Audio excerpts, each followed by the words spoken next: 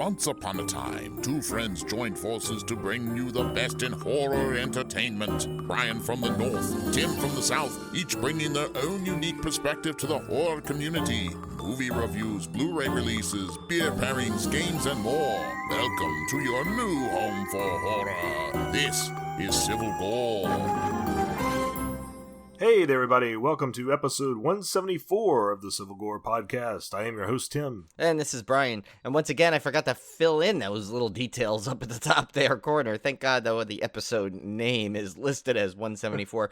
But we have another great show today because we not only did we get a cool, we actually weren't even sure what movie we were doing yet. And then we, out of the blue, got a great screener opportunity, which was Don't Tell a Soul. It's a brand new movie, and it's by writer-director Alex McAulay, and he also was able to come on the show for an interview, so we have that coming up, and that's going to be our feature movie, too. So it was like one of these, perfect happenstances of timing where we were trying to decide what movie to watch, and we got the screener and the interview opportunity, and it just worked out, and I think this will be great, because what a great interview he was. He was totally a kindred spirit of ours. Just a guy that you could tell just loves movies and loves making them, so that's a really fun interview for everybody. Yeah, you guys are going to absolutely love this interview. It was so good. Before we get to that, though, we have to get to our first chop. All right, Brian, not a whole lot to run down in the first chop here, but I did get a chance to watch one of the screeners we were given, and by the time you guys are listening to this, it'll be available on Shudder. Another Shudder original. This one is called A Nightmare Wakes, and kind of an interesting premise here. This one's about the infamous evening that Mary Wollstonecraft Shelley and her husband Percy Shelley spent the night at Lord Byron's estate and basically birthed the idea for the novel Frankenstein. Yeah, this is one I want to see. This is the one right on my list to watch next. Yeah, I want to say, as a horror film, I can't say that I thoroughly liked it as a horror movie. I obviously liked the premise behind it and the history behind these characters and stuff, but I'm going to be interested to see what kind of some of the Shudder fans think about it, because it's not really, and to be fair, it's not supposed to be some kind of gory horror film, obviously, due to the subject matter. But I don't know. This one, it's not a bad movie by any means. I mean, I was entertained throughout, but there was just something there missing. It just didn't click with me in terms of wanting to rush out and watch it again or anything. I don't know. It's hard for me. I hate to criticize movies. Like you said, I always try to find the good in them. And while I like the characters, I love the performances were great. Everything about the whole premise I liked, but I never felt that it really paid off in terms of story. So it's kind of like a character slice into this night or this evening, but I just never felt that they really did as much with the premise as I wanted them to. I still want to watch it. I think I'm going to watch. Probably that's going to be one of the things I watch next. I didn't put this on the rundown, but I guess one of the things I almost forgot. I mean, kind of the thing that I caught up on was watch that Night Stalker documentary on Netflix. Oh, I watched that too. Yeah, Yeah, I thought was so. I mean, everyone probably knows the story. I know. I knew a lot about it, so I thought. Actually, this documentary shed a lot of light on it, because what I think was great about the way they did this is this wasn't really about him, if you think about it. Obviously he was the focus, but it was really about the detectives of them solving the crime and piecing it together. So if you're a fan of those kind of almost any kind of show where they solve crime, that's what this documentary kind of does. It kind of goes through, I mean, of course it touches on his stuff, some of his backstory and everything, but it's really from the point of views of the detectives trying to solve this, and the fascination of the way they do it is incredible, right? Didn't you think that? I did too, and I was really puzzled because I saw a lot of criticism of this documentary, where they were talking about it too much glorified him, and I thought it was the opposite, though. I really did too. They kept talking about how it just went too far and it was too graphic, and I was like, I just don't get it. I watch a lot of true crime documentaries. I thought they did an outstanding job focusing on the detective work, focusing on the victims. I mean, they had interviews with many of the victims and the victims' families. I just, like you said, I thought it was quite the opposite. I didn't feel like they glorified him at all. I think that they certainly made him out to be the monster that he was. Yeah, I don't think that ever came across that he was not. So I was really puzzled at the criticisms of this one. I thought it was fantastic. I thought it was really great. Yeah, so I mean, if anyone's on the fence about it, if you kind of like those shows like Criminal Minds or anything like that, those shows, I think you'll like this because it really gets into the minds of the detectives.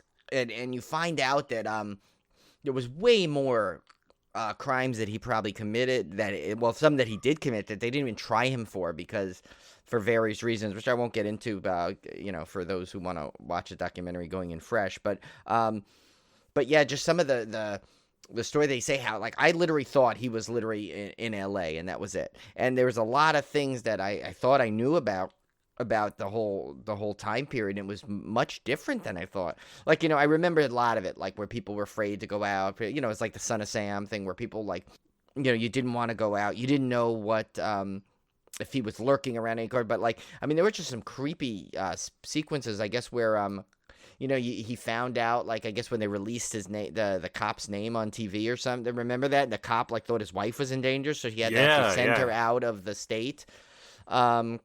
I mean, just some of the details from to show what they went through. I think that's why. So I think it's like, I mean, I don't get that particular criticism. Like, you want to say it might have been too graphic because they showed some pictures and it was graphic for stuff like that. But I don't think it was in a way where they were glorifying him. I think it was trying to more, show the ingenious tactic and the heroic elements of the detectives.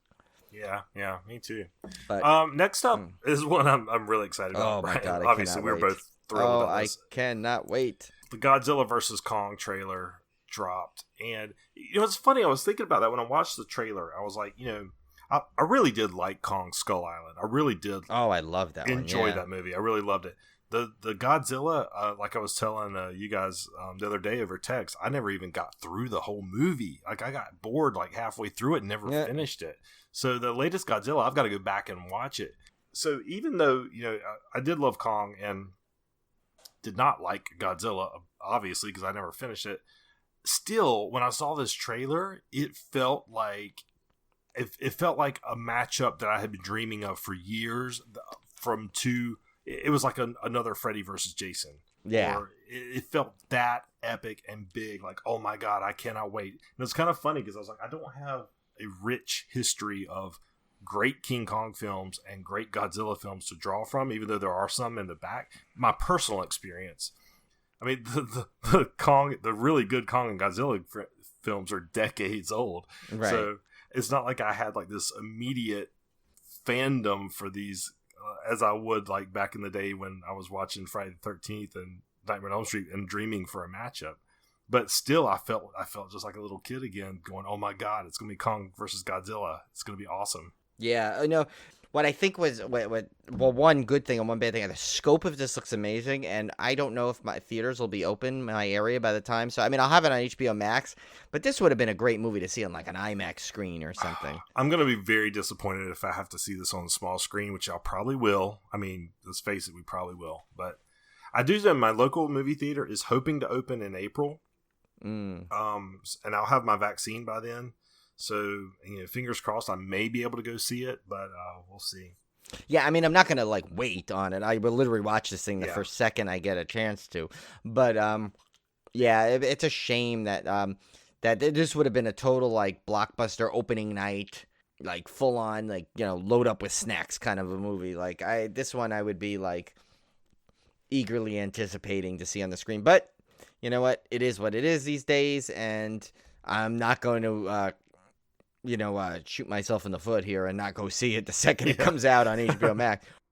It is going to be interesting. I mean, it looks like they really, really, at least from the trailer, really makes Kong out to be the good guy. Well, yeah, and what's good is to remember, like back in the day, it's like the King Kong never looked as big as he does in Skull Island Kong. That's like a total different new kind of size Kong. So now this matchup looks like like crazy, like good, like, I mean, back then, I guess they made Godzilla smaller. Like, if you remember the original King Kong versus Godzilla, it was kind of like, I gotta watch that one too, because I have that on Blu-ray. I need to rewatch that first. I'm gonna do like a whole thing, because I have a whole bunch of Kong and Godzilla movies on Blu-ray. I think I'm gonna do like a little mini marathon before this one comes out. But yeah, no, this one, oh my god, this just looks so cool. And it's kind of neat that, like, I'm like wondering where they're gonna go from here, because they're trying to do that whole monster universe thing. Like, I wonder if they'll start redoing like their own, like, Mothras and whatever.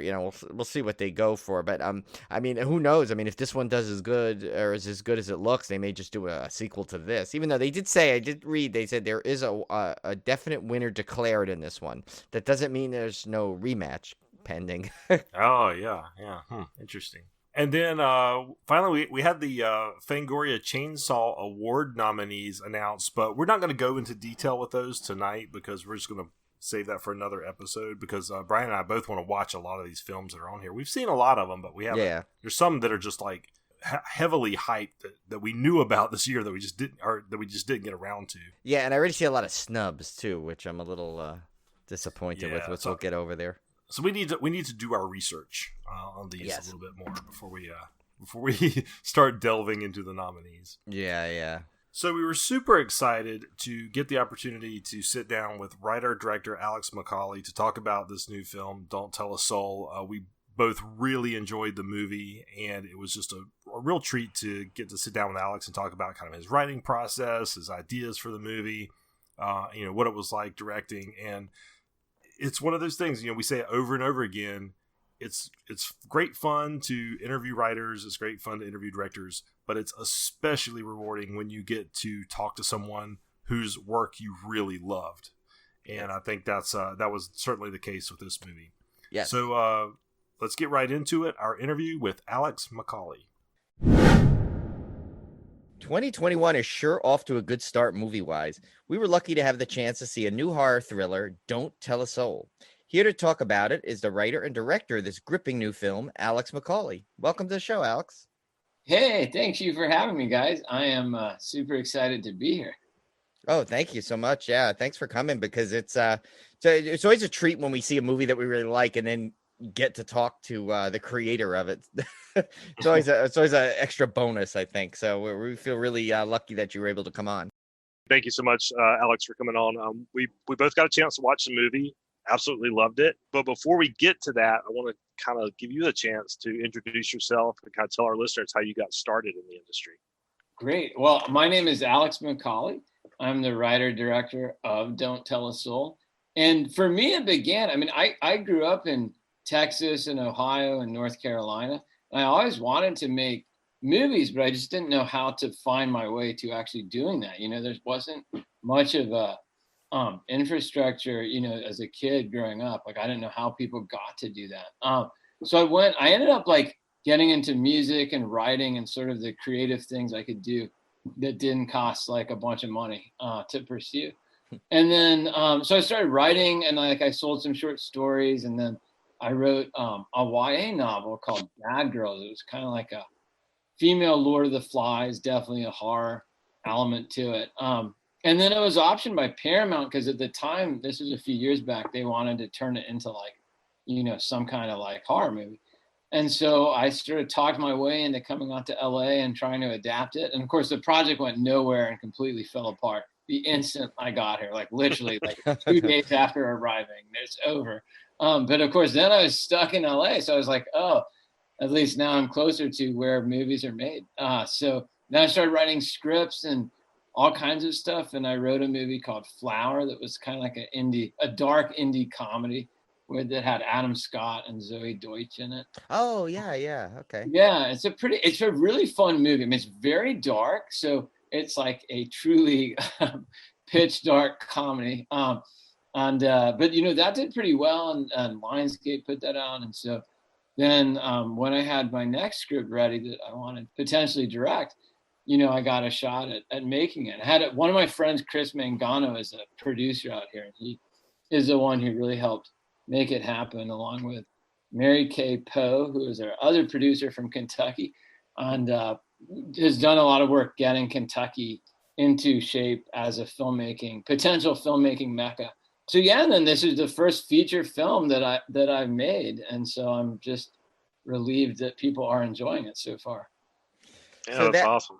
Yeah, so actually you mentioned that too, the book, which too we were going to get to. So I guess you wrote like a handful of books, right? So what could you tell our listeners about those? Well, yeah, it was, I love writing, and so I was so I wrote Bad Girls, and then it did pretty well. So I wrote 3 more, and they all for pocketbooks, Simon and Schuster.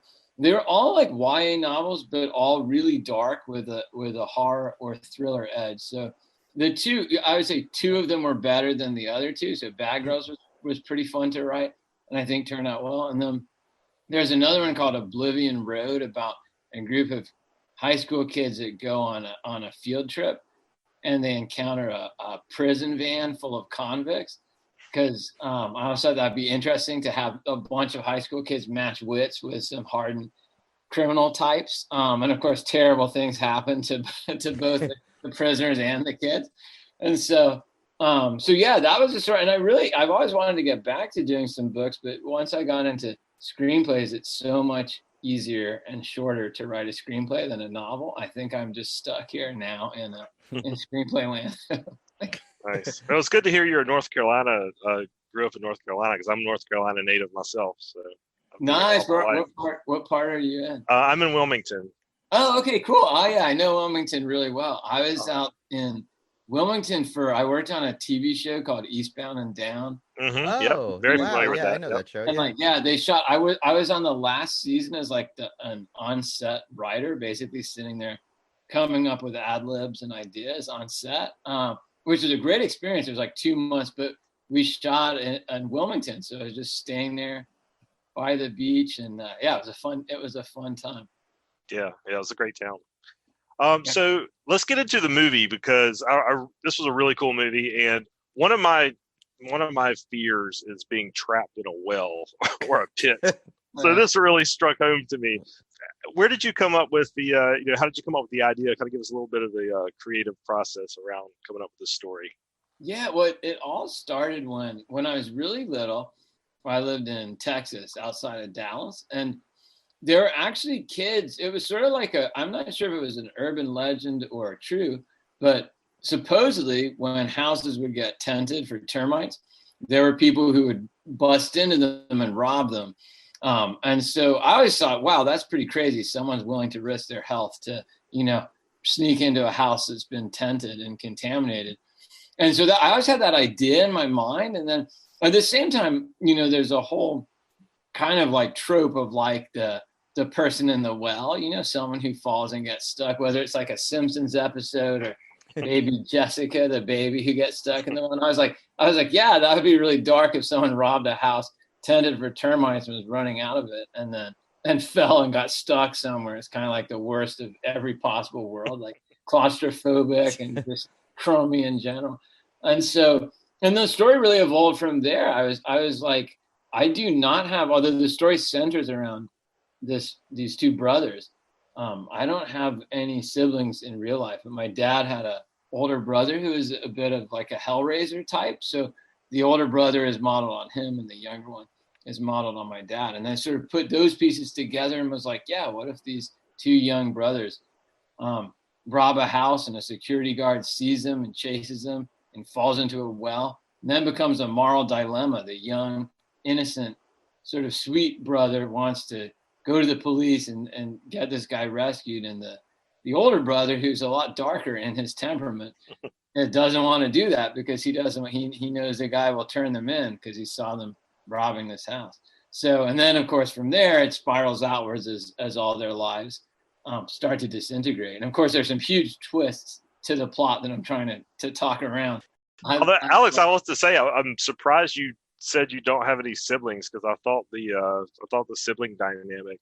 Not that I've ever been in that abusive a sibling dynamic, but I do have a younger brother. But I thought the sibling dynamic came off really well. Yeah, I'm an older brother of 3. So I mean I wasn't. Yeah, I mean I know I'm probably typical older brother at times, kind of showed my dominance a little over my younger brothers. But at the same time, it's like, there's this, they always look up to the older brother. I thought you just captured. Yeah, I was going to say, I couldn't believe when you said you didn't have a brother, because that was one of, I think, the strongest dynamics in this film that works so well, is that old, because you could tell, like, there was love between them, and the pressure of the older brother at some point, of trying to now be this might be a little spoilerish, of the father that's not there anymore, and the younger brother looking up to his older brother and listening to him. But I thought one of this one line in the opening sequence, I think you just nailed, is the whole part of when he brings the brother there, and they're going to be like, okay, we're going to go into this tented house. But like, his whole intention was to send the younger one in, and not tell him that there were fumes, and not tell him any danger. Just, you're going to go in there, kind of thing. And I'm the older brother. And I said, so you're going to go in. So yeah, you did capture that brother relationship really well. Well, that's great to hear. I mean, I think the way I relate to it is that, growing up in Texas and Ohio, especially Texas, like, I had a bit of a free range childhood, and, it's like kids in the neighborhood. It's like every day after school or on the weekends, like there'd be all these kids, and it was fairly rural at that, like north of Dallas. This wasn't like the swanky thing it has become. It was more like kind of desolate. And so there are all these kids roaming around, and like I remember running in terror from like the big kids, we'd run and hide. Like literally, it was the era of like the neighborhood bullies. And I remember kids trying to talk us into doing. I remember an older kid trying to talk me and my friends into stealing candy from the 7-Eleven, and we were like on the cusp of doing it but we were too scared our parents would be furious. But so yeah, all those dynamics that kids have, especially at that age, it's I think really interesting. And like I said too, I got to observe my dad and his brother. My dad was a younger brother, and his dad was the fairly overbearing older brother. So I could model some of this on what I saw. But I always wanted brothers. As a teenager, I played in bands and stuff, and I always had this dream, like, oh, if I had a younger brother, I would like teach them how to play the drums or bass. Like I could be like, of course, in my fantasy, it's like I would be like, the lead singer and Focus, and they would play, they would back me up. Yeah, no, that was great. I have to say, so I think one of the other strengths of this film that was really stood out, of course, was the amazingly strong cast you got. How do you feel like that performances when obviously when you were writing this, you had no idea most likely who was going to be cast. So how do you feel like that from your initial vision of this movie, that the cast that they got portrayed it? Oh, I was so pleased with how the cast is amazing in it, and I knew they would be great, but it sort of exceeded my expectations. I really wanted Rainn Wilson for this role. Like, I'm a big fan of The Office. Oh yeah. Him over the years, and I'm a huge fan of that movie he did called Super, where he plays, like a psychotic, demented, potential wannabe superhero. And he's great. Like, for me, there's always been something really dark and interesting about his persona, about the character Dwight and Rainn's persona. And he, of course, in real life is the loveliest, sweetest, like kindest guy, but he's able to convey this really unusual sense of weirdness. And so I really want him for that role, because it's a role that requires some comedy and some compassion, and also some dark sides as well.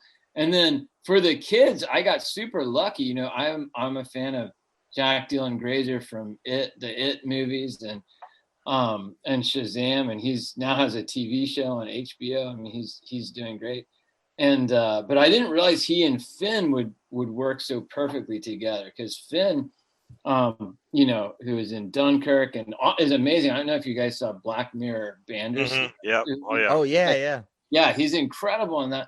And so I knew, like, individually they're both amazing actors, but I didn't know if they together if they'd come off as brothers, because Finn is British and Jack is from LA, but they weirdly looked kind of similar, and Finn is excellent, at doing an American accent. So then they fell into that naturally on set. They developed this like weird kind of pseudo brotherly bond that was really fun. It was also really funny to see them like beat the crap out of each other, on screen, and then I call cut, and they would go back to being totally normal nice humans who got along and were friends.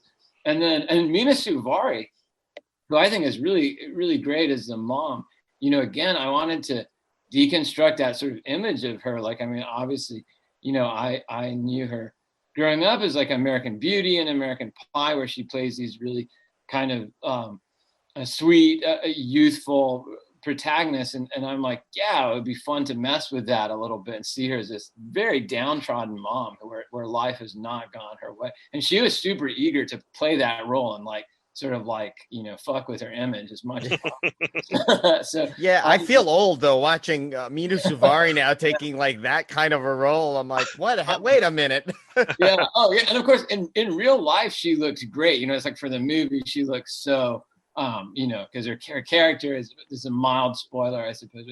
Her character is stricken with cancer, and she's obviously is dependent on pills, and she's pretty in bad shape. But of course, in real life, Mena looks beautiful and is like gorgeous and radiant and like youthful. But it's like, yeah, she was amazing at playing this decrepit character. Yeah, she did an amazing job too, because she sold. I mean, they all did. Like, I mean, well, like you said, Rainn Wilson. I mean, well, what doesn't he do? What role doesn't he do well? I mean, like I always love him in the Rocker. That movie, The Rocker, he did. Oh yeah, I did see. I actually saw. I'm one of probably not many people who actually saw The Rocker in the theater. Really? Yeah, I used to live right next to a little AMC theater called the AMC 4, and I went to. I actually really enjoyed it. And then it's wild because some of the people, it's like Emma Stone is like, yeah, it's a good cast in there. It's like, but kind of right before they hit it big, it was like there's a lot of people in it. But yeah, and then right after shooting Don't Tell a Soul, Rainn, I think it was either right before or after Rainn went off and played Kate Winslet's husband in a movie called Blackbird, like some British high-end British drama. So I'm like, yeah, he's so versatile. It's really impressive to me as well. Yeah, he's definitely a step from few steps from Dwight Schrute in this one, though. Oh yeah, yeah. He's like, yeah. So, Alex, I want to talk a little bit about the like the writing process, because this movie, obviously, as you said, has a lot of twists and turns, and you're used to writing novels that are kind of the same genre. How does the screenwriting process differ from writing a novel in terms of how you pace it, how you reveal these twists and turns to your audience? I think that's a great question. I think for me, I enjoy writing screenplays a lot more. I think because it I always love writing dialogue, and of course screenplays are so dialogue dependent, or can be. Like for me, I think it doesn't differ in a major way structurally, because I always make lots of notes and outlines, and so the actual writing for novels or screenplays goes pretty quickly for me. But outlining, planning it in ahead, that's what takes a long time, trying to generate ideas. And so like I sort of plan them out in the same way. And then the fun of a screenplay is, it's only 100 pages long. So it's something I feel like I can accomplish and do. Whereas novels, it's easier to get lost. There are a few novels like I started and wrote like a third or half of, and then kind of ran out of steam. But I'm like, screenplays are short enough, I feel like I can commit to getting through one, So, but I love writing. I sort of will write, we'll write anything. Yeah, it's tricky because I know Tim and I, we kind of have our own little idea of a horror film we wanted to kind of do, and it's like we've literally been in the same process of trying to just figure out like the reason for the main point of this thing. And I'm like, I just like, it's like, so it amazes me when someone can just like say something like that, like, oh yeah, I could write 100 pages, no problem, easy, and I'm done. It's like, I'm like, why can't I get like one page? Oh yeah, it takes a lot to get to that though. For me, it's like that, even if the screenplay, I think I wrote the screenplay in like 2 to 3 weeks, but it was like probably like 2 to 3 months of like, obsessive thinking. And like I would like go walk around the block and try to figure out what would these characters do next, or what is it. And I always try to think, what do I want to see? Like what movies or images have not been made that I'm curious about, So one of the reasons this is set where it's set, by the coal plant, and it has all these factories and that environment. I just don't see that many movies. Like a lot of movies trend towards sort of suburban settings, or they're very city oriented, but I was like, I hadn't seen anything that captured that grimy, Midwest. It's like right where the Midwest meets the South, where I went to high school in Dayton, Ohio, and this is like an hour and a half away. So I knew this landscape, and I was like, yeah, I don't see that a lot. Or if I do, it's kind of done in like a corny way where people have bad Southern accents and stuff. And I'm like, like I wanted to do something. And so all those homes, we just shot on real locations that exist, and like just gave people some money to use their house. It's really crazy. But yeah, it was cool, like area used, because especially the wood scenes were really well done, because they weren't like, they were open enough that you could get a lot going on, but still like you still felt like the isolation, like, so when he's in the well, like there's no one hearing him scream, there's no one gonna come over and then like say, oh, and come over and get him out. So it was really a good choice of the location.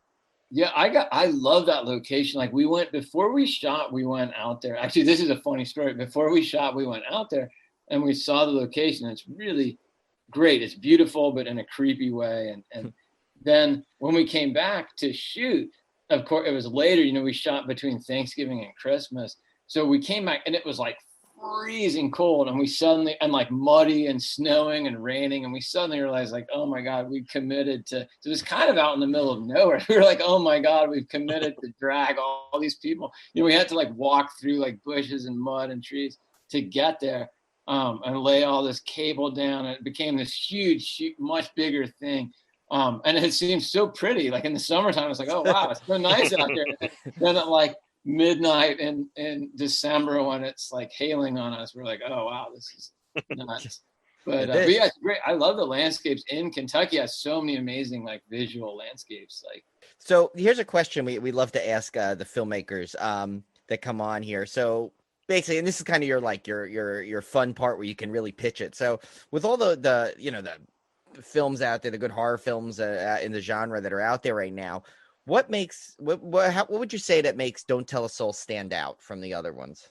I think for me, it's because it's an emotional horror movie about, it's not so much about gore or horror in that sense, although I do love those kinds of movies. It's horror about people and relationships and what happens when the family bonds or the relationships that should be strongest in your life. What happens when those go wrong and like get really dark? So we have a situation where these kids are desperately in need of some kind of guidance, and without that guidance, they turn in totally wrong directions, and things only get increasingly bad for them. So I'm always interested in movies about families and families that are troubled or potentially disintegrating. So for me, the stress, like I tried to cut it like a very intense horror movie or thriller to create a constant sense of unease or dread. Like it's almost like, what horrible psychological thing can happen next to these people, And there is redemption at the end, I think, to some degree for some of them. But that, I think, is what makes it appealing. I'd also say the acting is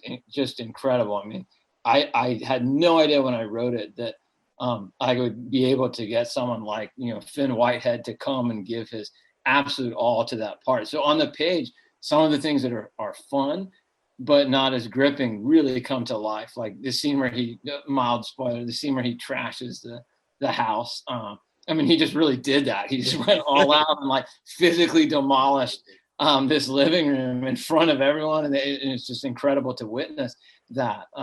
And so, but I would say that the character work, the acting, performances, and just the emotional core of it, the movies I tend to love are ones that tap into my own emotions in some way, have characters I can really identify with or understand. So hopefully it does that.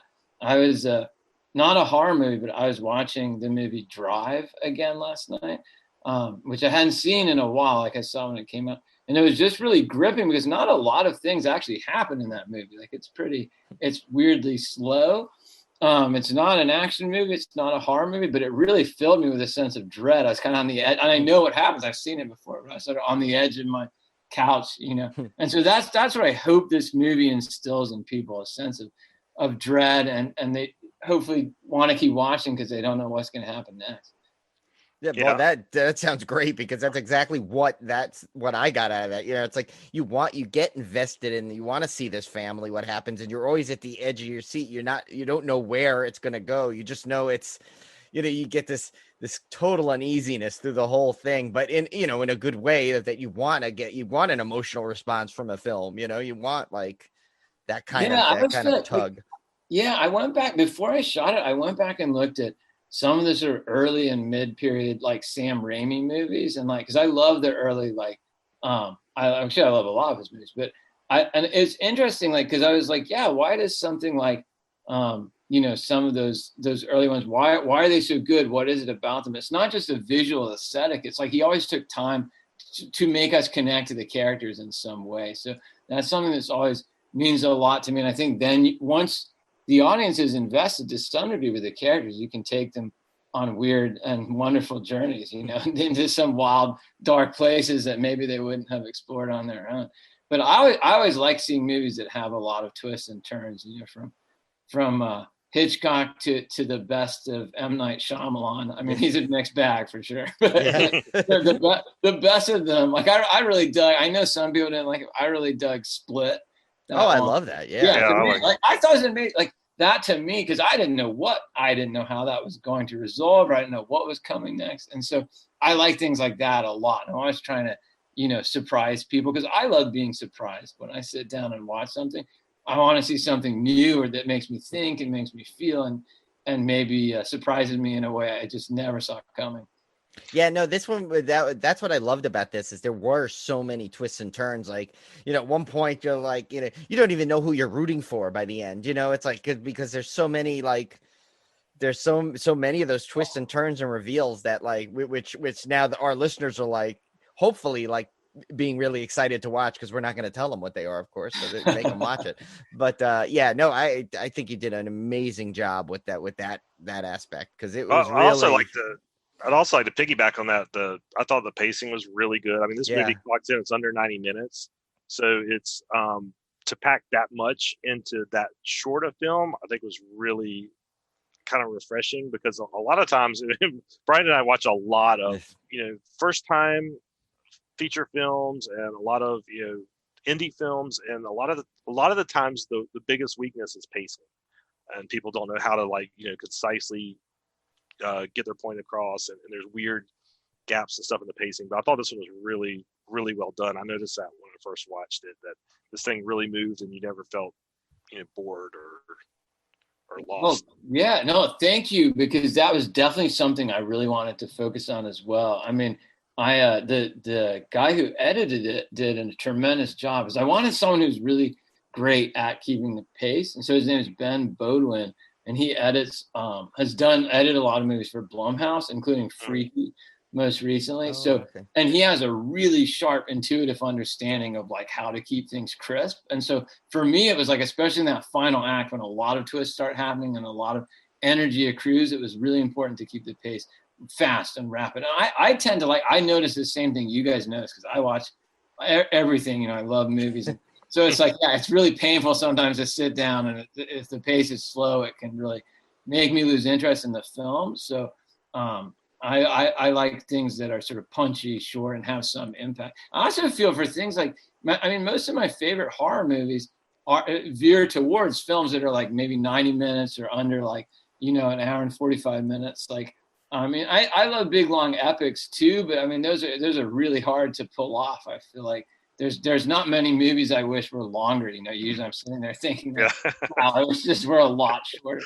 That's funny you said that. I was listening to an interview of one of a show we know that that guy Ken Sledge does the Your First Horror Movie. He had Jed Shepard and Gemma Hurley from Host on there, and he brought up the fact that he's like, some people complain that this movie is too short, and Jed had the greatest answer. He's like, this whole thing about where movies had to be 120 minutes, that's like from the old days, and he's like, some people just felt like it had to be there because they wanted that time stuff. But he's like nowadays, he goes, the story is what dictates the time. If if the story is over in 20 minutes, then that's what you should do.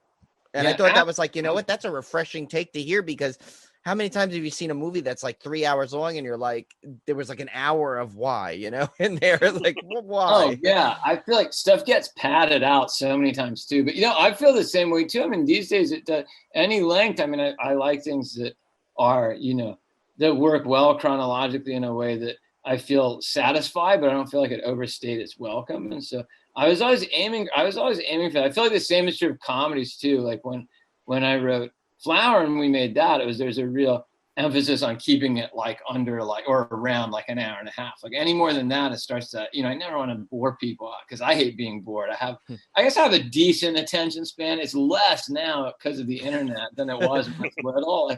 I feel like, but yeah, and hopefully it's something people can watch and get into and dig, but it's not going to like eat up their entire day. It's not like, season of a show or Lawrence of Arabia or something. Just trying to name the longest movie I can. Yeah. So, Alex, you got any projects that are upcoming that you can talk about? Anything in the works? Yeah, I mean, I'm working on a couple of things. Like one is a TV, because I did along the way, I did a lot of like TV development and writing. And so I'm working on a concept for a TV show about bank robbers, because I always secretly wanted to live a life of crime and just rob bank. And I always like, there's a movie, I really enjoyed the first act of it called The Place Beyond the Pines. Have you guys seen that? I haven't seen that yet. I want to. Oh, it's like it came out like I guess quite a few years ago now. It's like Ryan Gosling is in.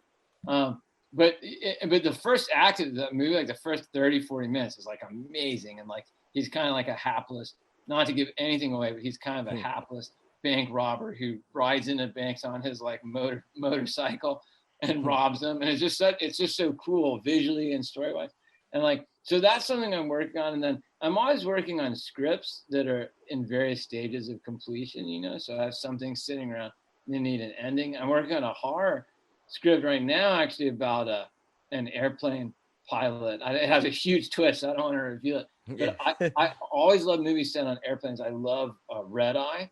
Yeah. That's a great one. Yeah. Such a great. It's so tight. That's another short, punchy movie. And then I like the Liam Neeson movie Nonstop, I think it was called, where he's on an airplane. Oh yeah. Yeah, I mean, it's just because it's such a great contained environment for horror or thriller. So I think I have a pretty cool idea that exists in that space. But like anything else, I'm still in the phase of like making notes and figuring out how to make this big plot, twist, have it make sense and feel earned, So yeah, I'm just hoping, I hope I get the opportunity to write and direct another movie sometime soon. I mean, the pandemic has definitely slowed things down a little bit, but I guess things are looking somewhat brighter. What are things like where you guys are? So I'm in New York, and you're in New York. That's what I thought, but then I didn't want to say in case I was wrong. Yeah.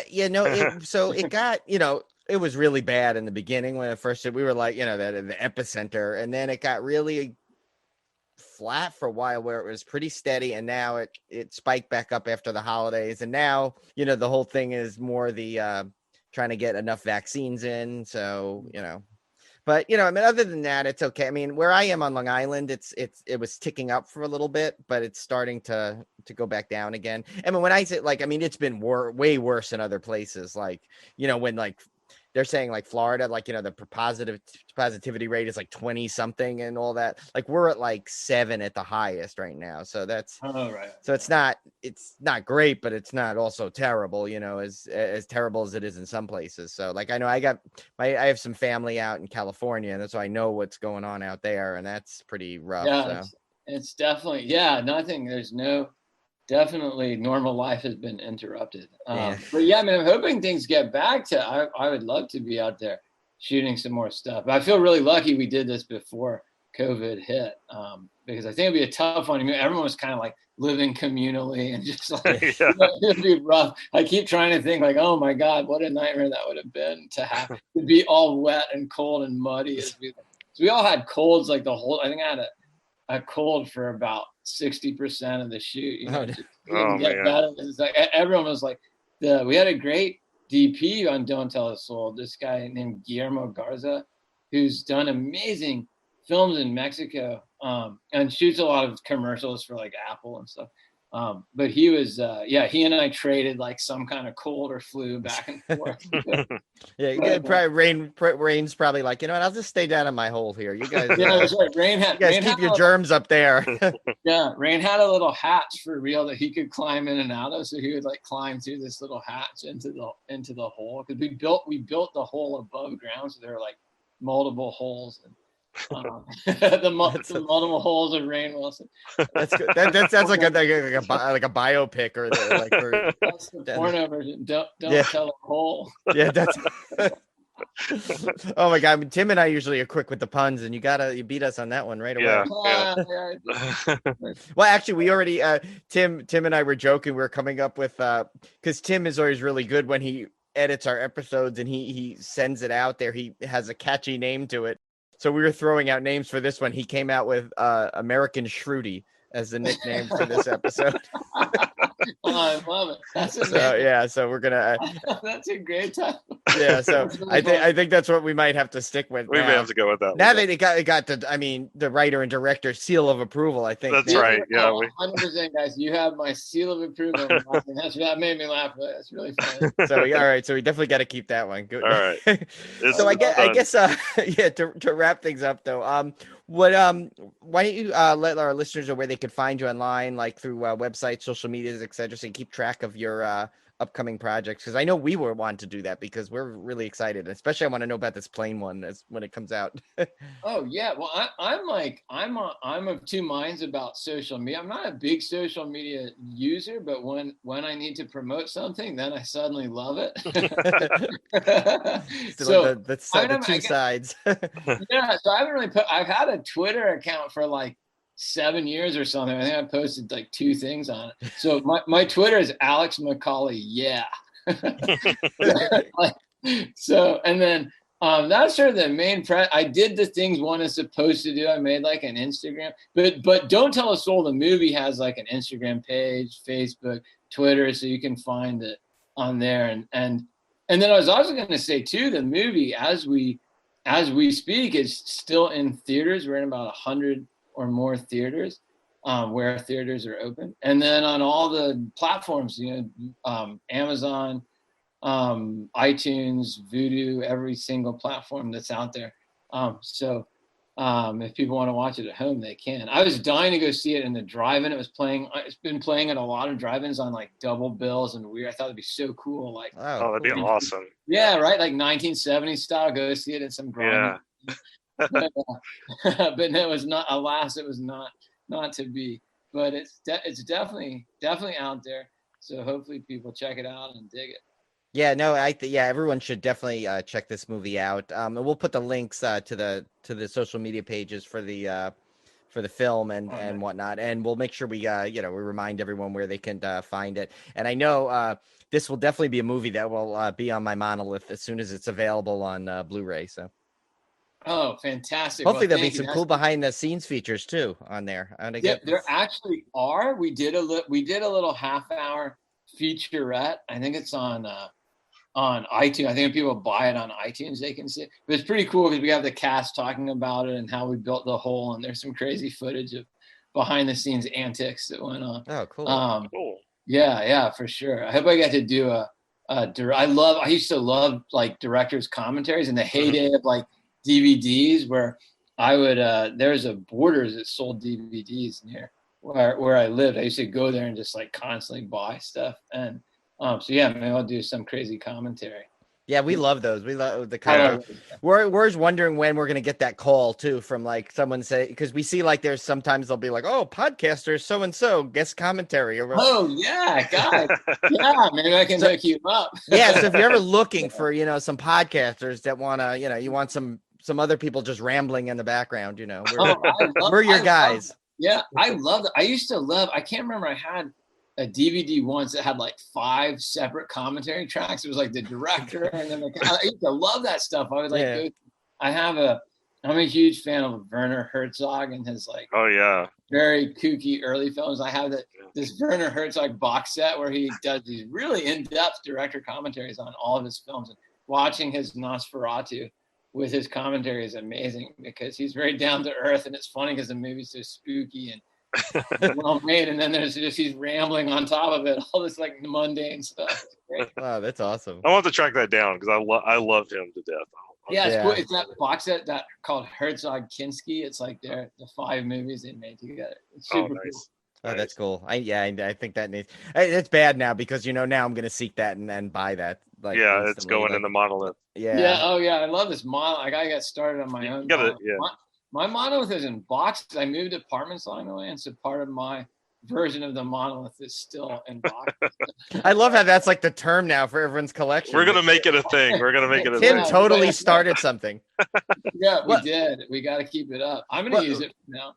You should. It's great. It was so funny because the way it happened is because we have Tim and I met actually through another podcast about roller coasters, basically. So we basically, since we couldn't really travel over the summers, usually when we see all our friends, so we did a couple of Zooms.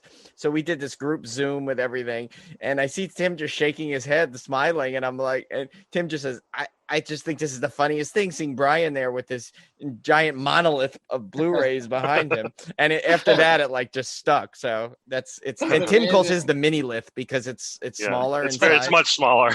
The mini lith. I think I probably have a mini lith too. Not that I would ever admit that. But Actually, mine now is approaching probably even bigger. I think it's like the megalith because it's like Yeah. running out of shelves. I have like 2.5 shelves remaining, which I'm at a pace right now. I basically said I'm at a pace now that I don't think, even if I lived like a long life to the maximum life expectancy, I don't know if I have enough time to watch everything at the rate I buy versus what I have. So I only need to like hire interns to help watch. I don't know. That is amazing. It reminds me, I had a friend once who was like a vinyl record collector type of guy. So he would just buy everything on vinyl, and there was stuff that just wasn't opened or listened to. Yeah. It grew and took over like this whole room in his apartment. And it was great. It was crazy. It was like being in a record store to like walk into this room. But I was like envious of it. But at the same time, I was like, wow, yeah, it would take a lifetime to listen to every record. Yeah, he's like the high fidelity version of me, I guess. Yeah, exactly. Oh man, this is great. Well, Alex, thank you so much for coming on. This has been absolutely awesome. I swear every time I see the interviews we get, where you just get better and better with like the cooler people. This is awesome. So. Well, thank you so much. I really appreciate you guys having me on and taking the time to do this. I'm super excited. I can't wait to hear it too.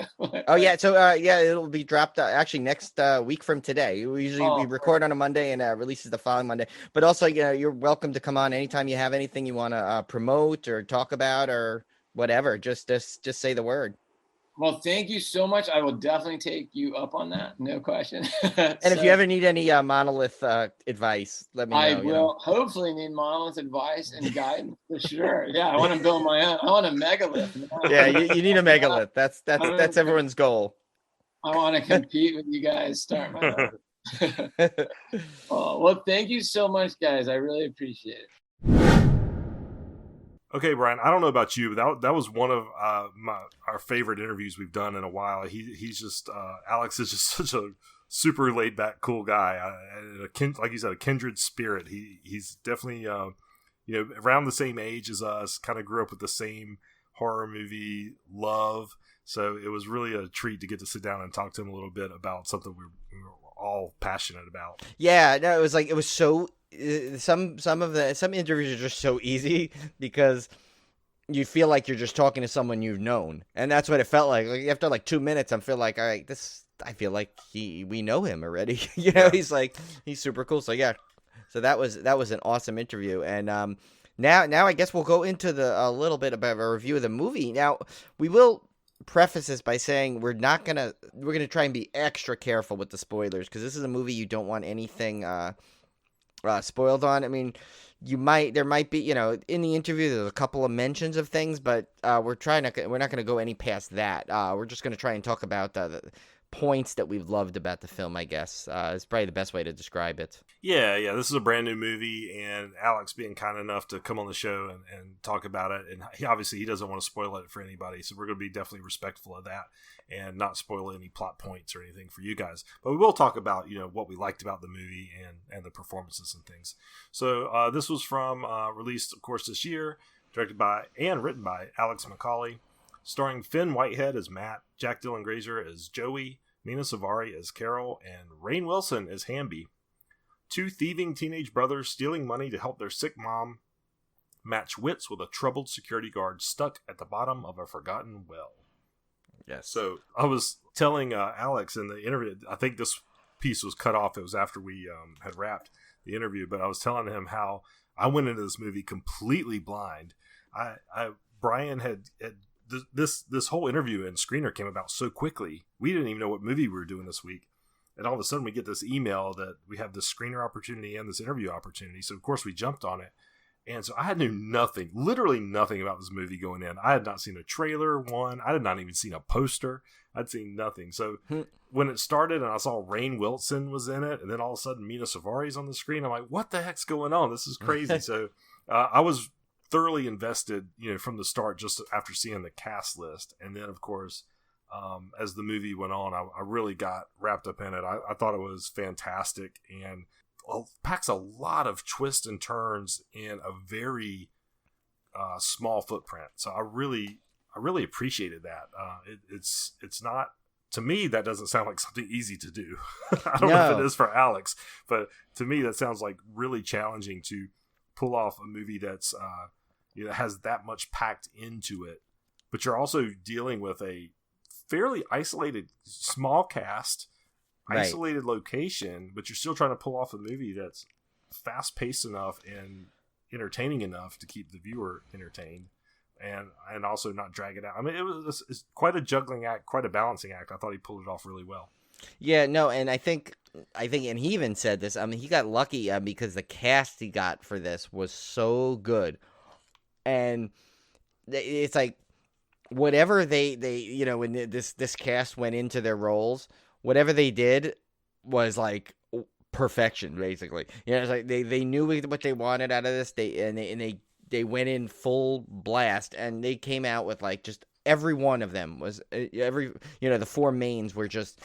I mean, because there's a couple of ancillary characters, but the main four in this are so powerful and so good, and he does a good job of getting you invested in them really quickly to the point of where you feel multiple emotions towards each character at certain times. Like there's certain times you're rooting for a character and then against them, and so it's like it's really like it's kind of like a really like it tugs at you a lot, and all of it, like Tim said, all of it's done in this nice hour-and-a-half package, and it's very gripping the entire time. So it's one of those movies that that I hope gets enough word of mouth that really, because obviously now with COVID, movies don't get, it's harder to sometimes promote a movie because now everything's on the same playing field. Everything's streaming or digital, so it's not like you'll see a big marquee of it driving by your theater in most areas. So I'm hoping a lot of people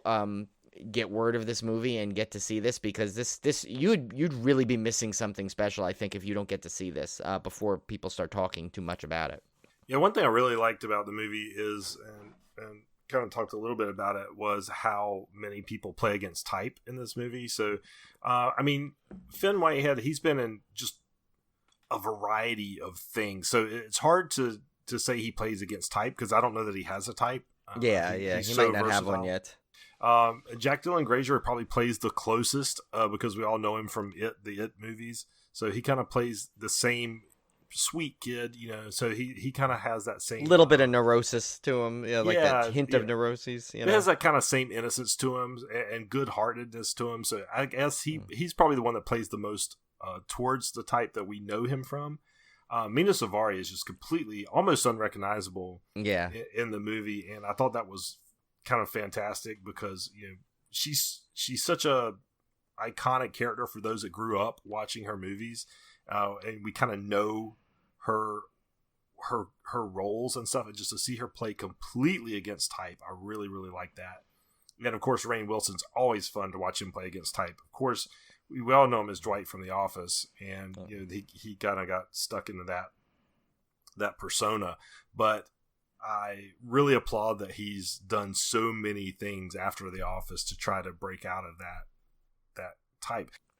Dwight was always a little creepy, a little sinister, and he always kind of brings that to every role he does. So even though he's playing against type, there is this underlying current of this kind of sinisterness and creepiness as well. So I loved that the movie defied expectations, not only in the writing and the twists and turns, but also in the performances of the cast as well.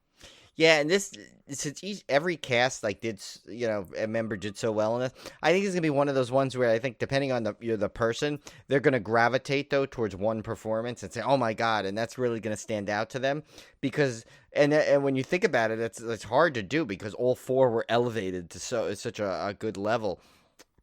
But for me, I think.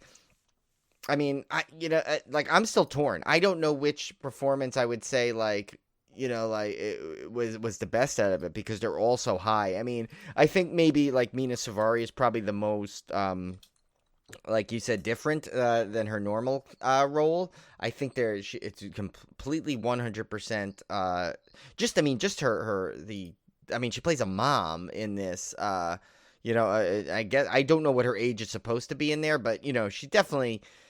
Most people just have her associated as that high school character or from American Reunion, I guess was the last American Pie, that the young 30 something, it's but in this, she's obviously plays a mom of two teenage boys, and I'm just like, wait a minute, she's a teenager herself. What's going on? I mean, of course she's not, but it's it's weird when you grow up with someone and then they take on those roles, even though you're the same age. So it's it's not that shocking, but it still feels shocking. But yeah, you never feel as old as you actually are. You just right. So, it is. It's it's great. But yeah, I mean these are performances that that'll hopefully get the accolades they deserve over the course of the year. So. Well, we jumped ahead a little bit. I guess we should kind of explain a little bit more about the movie than what the synopsis gave us. Yeah. So basically, these two teenage brothers have a really strained relationship. The older brother is definitely the dominant force in the relationship, and not a very likable character. And he is basically persuades Jack Dylan Grazer's character Joey to commit this act of thievery. And that kind of spirals him into a series of escalating events that get worse and worse and worse. And it's really, like we talked about in the interview, that brotherly dynamic is really good in this movie. And also it kind of adds to the horror of the movie because it's, a lot of the horror here doesn't come from gore, doesn't come from killings and murders. It comes from the horrific family drama that's going on. And, in some ways actually does go on in real life to some people. So there's this, Alex was talking about in the interview, this constant feeling of dread. And I think that comes about from that family drama that's going on between these characters. There is this kind of uneasiness and tension the entire film because of that. And that's established very early on, which I thought was great. And there's this development, which I don't really want to go into from there, though, like Tim said, but it goes through and it makes you kind of, you start leaning in mixed ways towards every character that you come across. I guarantee you will have at least two emotions for each character in this movie. If not more, I'm just saying there's at least two for each one. And I think that's what was so good that Alex did. And, that obviously that goes to the writing of the characters. He wrote these characters well, and so they were portrayed well. So we don't have a whole lot of trivia or anything for this movie. It just came out. So all I can say is I highly recommend it. Go check it out and support Alex's work. And I can't really talk any more about it. Yeah, giving spoilers, it's hard. Yeah, we'll just say it's 5 out of 5 Schrutes. So. Yeah, there you go. So yeah, definitely go check that one out, guys. It's worth a rental for sure. Yes. Or even a purchase if you Yeah. decide to add it to your monolith. Yes, it will be going to the monolith. Or the megalith, which mine is becoming now. All right, so Brian, what was our beer pairing for Don't Tell a Soul? So this was a tough one, as you can imagine. Like, what kind of beer would I pair with this movie? Yeah, are there any beers themed to office staff stuck in a pit? No, I literally looked pit beer, but no, I did not get it. But so what I found was a beer called Family Drama, which actually kind of goes with it. So it's by Flying Dog Brewery, which is one of my favorites. Flying Dog's very popular. Yeah, they got some great selections. They were one of the earlier craft beers that I really hitched my wagon to. And they were out of Frederick, Maryland. This is an Imperial Pilsner. When I first saw it, I didn't catch the Imperial part, and I'm like, what Pilsner on earth is 8.4%? I know. But then I saw it's an Imperial Pilsner. So here's the description for that. It says, with light malt notes and a slightly floral hop character, this beer tastes like good tidings of comfort and joy, which is good because Uncle Frank is here, ready to give his annual update on body parts that hurt. Yeah, so that's I guess that's the whole family joke. But it seems like more like they're trying to make it like a Christmas beer, or just any kind of family reunion, I guess, will work. Yeah, for this one. But yeah, so that one sounds good. I'd give it a whirl. I can't say that I've ever had an Imperial Pilsner. I don't think I've ever had anything like that. Yeah, that's new for sure. So. Yeah. All right, so let's get to our triple threat question from last week. We were looking for an actor or actress, and our answer was Mr. Doug Bradley. Yes. So, clue number 1. Along with my main horror franchise, I appeared in 3 other popular franchises. So Doug appeared as Laurel in The Prophecy Uprising, Maynard in Wrong Turn 5 Bloodlines, and as Doc Frazier in Pumpkinhead, Ashes to Ashes. Yeah. Clue number 2. I am technically part of the Star Wars Expanded Universe. So he has actually done voice work for Star Wars video games. Those were... Is that Videate? Ideate? I don't know what that is. I think it's Velate, but... Velate? Oh, yeah. I might be... Yeah, I don't have my glasses on, sorry. The Sith Emperor from Star Wars, The Old Republic, and the add-on Shadow of Revan. So, yeah. I've played those, actually. Yeah. Most of those. Clue number 3, I share a cool distinction... I love this clue, by the way. I share a cool distinction with Christopher Lee, Robert Englund, Warwick Davis, Brad Dourif, and Tobin Bell. Doug, as Pinhead, along with his other 5 just mentioned, are the only actors to play the same horror characters at least 6 times. Christopher Lee played Dracula, Robert Englund, Freddy Krueger, Warwick Davis, obviously Leprechaun, Brad Dourif, Chucky, and Tobin Bell as John Kramer Jigsaw. Each played their respective characters at least 6 times. Yeah, and it's so funny because just because he was so iconic in the role, you always would just assume Kane Hodder would have played that many, but he didn't. No. But still one of the favorite Jasons. Maybe probably the favorite Jason. Oh, yeah, he's got to be. All right, so this week we are looking for an actress. So this one's kind of tricky, but... Yeah, this one is kind of tricky, but I like it. I'm a big fan of this actress, by the way. Clue number 1. Some people think I turned the page in my career when I starred in a 2019 biopic. Clue number 2. I am soon to be officially part of the Marvel Cinematic Universe. And clue number 3. In 2 of my 2019 films, I wore an unusual piece of headwear. I think that might be the clue that could help people. And I'll clarify, it was the same piece of headwear in both movies. Yes, which was very interesting factoid to figure out. So there's that. All right, so David McHugh, Horror Mailman, comes through with another fantastic fan topic foo listener question. Are you ready, Brian? I am ready. All right. He asks, what are the best gateway horror films for teens? Do you want to start since you were the father of 2? Yes, I will start. And this is actually a very timely question because my kids are not teenagers yet. They're 11 and 9. So they are still fairly early in the horror movie stage, but they are obsessed with wanting to watch horror movies. They really, really want... I mean, they're ready to grow up and start watching horror. So we've been very, kind of going through the same conversation as what can we actually show them that's not going to scar them for life, which is kind of it's kind of silly because I was watching stuff at their age that I would not. I know. I've seen like half our movie list by their age, but you know, as a parent now, I have to be more discerning. So yeah, we've been going through this kind of the same conversation, and I allowed my daughter to watch her very first, what I consider real horror film the other night. We let her watch Annabelle Comes Home. Is that the second one? I think it's the second. Yeah. Whatever the second one was. Yeah. The second Annabelle. We let her watch that. I think the third one is Creation. Yeah. So she absolutely loved that. And she... we have it backwards. I don't know. Now no, you're back. Yeah, you're right. It's Annabelle Creation because that's the prequel. That's right. That's a prequel. Yeah. Then third one is... okay. Yeah. So it's Annabelle Creation. So, and I thought, you know, that was going to be decent because she's fascinated with haunted dolls and creepy dolls and ghost stuff. So yeah, I know. With that monkey she's got. Oh my God. Yeah. So I knew she would be into that. And she loved it. Absolutely loved it. She wants to watch it over and over again. I was like, no, you know, you got your chance to watch it one time. That's it for now.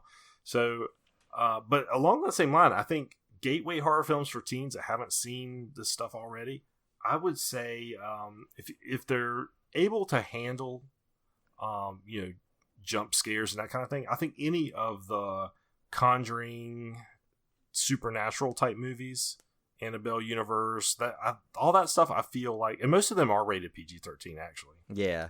So I feel like any of those are great gateways. One I showed Joshua, of course, was Jaws. I think that's an absolute great gateway horror movie because there's not too much bad. There's some bad language and stuff. But there's nothing they can't handle. He absolutely loved Jaws. And really, you know, a lot of the Blumhouse movies are made for teens. I mean, they are PG-13. They're made for teens to go see in the theater. So I don't think you can really go wrong with any of the more mainstream Blumhouse stuff. And definitely like the Scream franchise, I would throw in there as a perfect gateway horror movie. So yeah, it's slightly easier to recommend gateway horror films for teens, in my opinion, because a lot of horror movies are geared that way anyway. Especially the ones that are rated PG-13, they're definitely, tailor made for that age group. So I would be fine letting my teenager watch any of the Blumhouse stuff. And I think it's important to know your teen too. I mean, obviously if you got a skittish teen, you don't want to give them anything like your daughter, you know she likes that kind of stuff, so you could feel confident in showing her like an Annabelle. But and I would say those are fine too. I mean, granted, especially because if you go by what I watch, forget it. I mean, I was watching like Halloween and the 1979 like Frank Langella or 77 that Dracula, and Jaws, and I was watching all these movies when they early on as a kid. So I mean, I was scarred obviously early on, but I mean, those movies like the remake of like Prom Night or those kind of ones. But if if you have a skittish teen and they're just hitting 13, maybe 13, that first when they're actually a teen, there's also like you may want, if you're not sure, ease them in with something like a Monster Squad or a Silver Bullet, something like that, which is kind of like I would say Gremlins. Where you have, Gremlins, where you kind of have kids as the as kind of the heroes in it, because that maybe they could relate to that and then feel a little better, like, okay, I'm a kid and I'm not I'm going against a monster, but look, I could win, so like I guess that's the way you have to judge. I mean, granted, I know I could see like like God knows what, like when I show my niece and nephew when I first start showing them horror films, I mean, I don't know what depending on what my brother allows me to show them, but I would have to see on what kind of like skittish level they're at, because you don't know what scares them, but like that's why I think those movies where kids are featured in it as the heroes might be the best way to start them, because then they kind of it's always good when you can relate to a character on screen, especially one that gets that like, kind of wins, like, and then again, you could say, well, why not It then? Well, it's a little bit, it's a little stretch. Yeah. And plus, Yeah. kids and adults are afraid of clowns, so that's Yeah. But yeah, I mean, I think you can go like there, and then maybe like a like what was the like a Happy Death Day? Maybe you could even get into, 'cause That's what I'm saying. That's pretty basic. I mean, pretty tame. I mean, basically, what they could find themselves on the internet these days. I mean, it's better you just control them with something that is a controlled kind of environment to watch a movie. So, I mean. Yeah, I think it all depends on your child, though. But I mean, but yeah, I think your choices were great, and I think some of the ones like like I said, Silver Bullet, Monster Squad, because stuff like that, it's really Monster Squad just for the historical aspect of it. You gotta give them those cool classic monster things. And you know what? Why not actually, Tim? We're missing probably shame on us, but why not go show them the classic Universal monster films? As That's a good true, gateway. yeah. I mean, those are tame.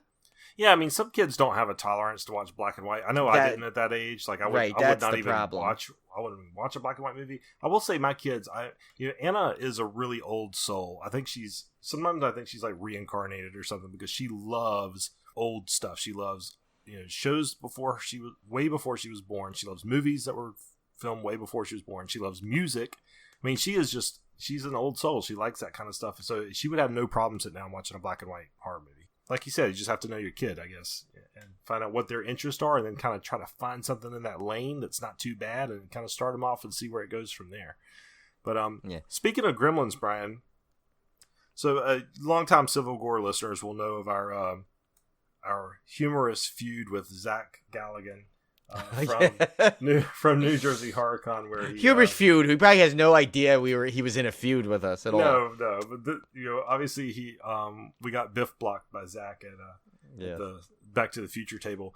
But so anyway, I was listening to the Casual Friday podcast that has Felissa Rose and Tiffany Shepis and Kane Hodder on, and they had Zach Galligan as a guest. Which is kind of funny because they were all at everyone but Kane, right? Yeah, they were all. Kane was at New Jersey HorrorCon, so they had Zach Galligan on as a guest. So I was like, "Oh God, I can't wait to hear this." And of course, he was the freaking nicest guy ever. Well, yeah, I mean, what he did, I wouldn't say was mean. It was it wasn't. But it was just like it was like kind of aloof. It was something for us. It was something for us to make fun of. Yeah. You know what? I wouldn't have had it any other way. I think it gave us a great joke. He's not aware of it. No, but that's what was funny about it, because I'm listening, going, why am I like hoping that he's not nice? Because I want to keep the feud going in my mind. But no, he was the nicest guy ever, of course, which I figured he probably was. So yeah. Well, yeah, and it was funny too because actually funny, the act he was doing was nice. Wasn't he trying to offer like Thomas F. Wilson like lunch?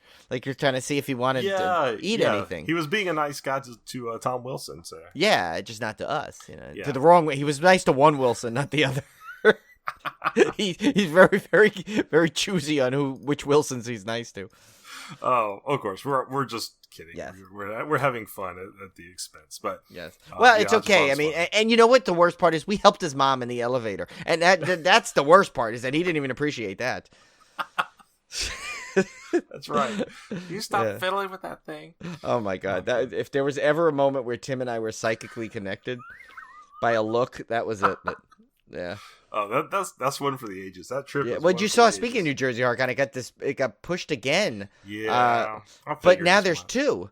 It's weird. Julie noticed this. Why did they pick Labor Day weekend of of all things to put the first one? That's a tough weekend. First of all, it's really expensive for things, and it's in Atlantic City, so it's mobbed. Oh my God, it's going to be and crazy. Hopefully, by then, God help us if it's not. But the pandemic should be quieted down where people are traveling and going on trips like that.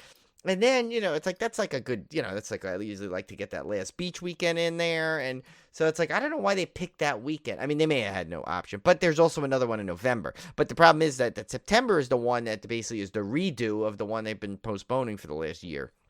And that was kind of a good one. They had some good guests at that one that I want to see. So I don't know. I'm in a little torn there, but I know Julie wanted to go, but I don't. Again, she doesn't. I don't think wants to give up her Labor Day weekend for it. So I don't know. We'll have to see. Yeah, let's see how it goes. All right, guys. So we will be back here next week with another movie. I don't quite know which one we're going to do yet, but also look forward to our February dismemberments coming up. We're going to run down all the February Blu-rays. Not a huge month. It's a short month, of course, but also not a crazy, insane, epic month for Blu-ray releases either. So you kind of get a little bit of a break there.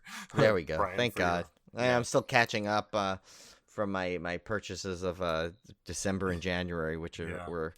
But I finally did the what I like to call the monolith shift, where all the movies that have just been littering on a shelf out of order, where because that's the whole thing. But literally it was like 2 shelves I had to realign. But it's nice now because now my Puppet Master box set and the other 2 extra movies are in their place, and my Friday the 13th box set is now in its place, and so it really it showed the expanse of it. And it was funny, there was a movie my brother asked if I had. Remember that comedy 9 Months, with Hugh Grant. So he likes that movie because it was filmed in San Francisco, and there was a sequence where it was filmed in that famous toy store scene was a toy store we used to frequent. And I remember the day I went down to the toy store, I didn't even know the movie was filming there, and I couldn't get into the toy store because they had it closed because of the movie. But anyway, so my brother likes that because it was filmed in the Bay Area and all that stuff, and he loves Robin Williams anyway. Anyway, so he asked if I had the movie. I'm like, no. I'm like, I think I had it on DVD. And I looked at my DVD list, and I'm like, oh, no. It's because remember, that's in a trunk now. And I'm like, no, it's not in there. I must have had it on VHS. Lo and behold, when I was moving the thing, I realized I did have a sealed, unwatched copy on Blu-ray. Oh, God.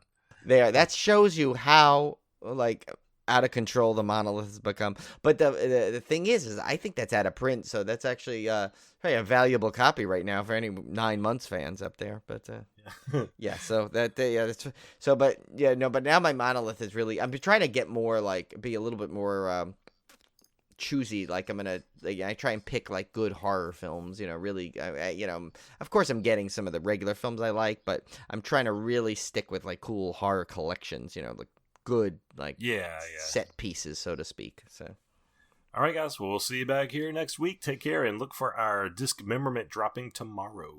Yes.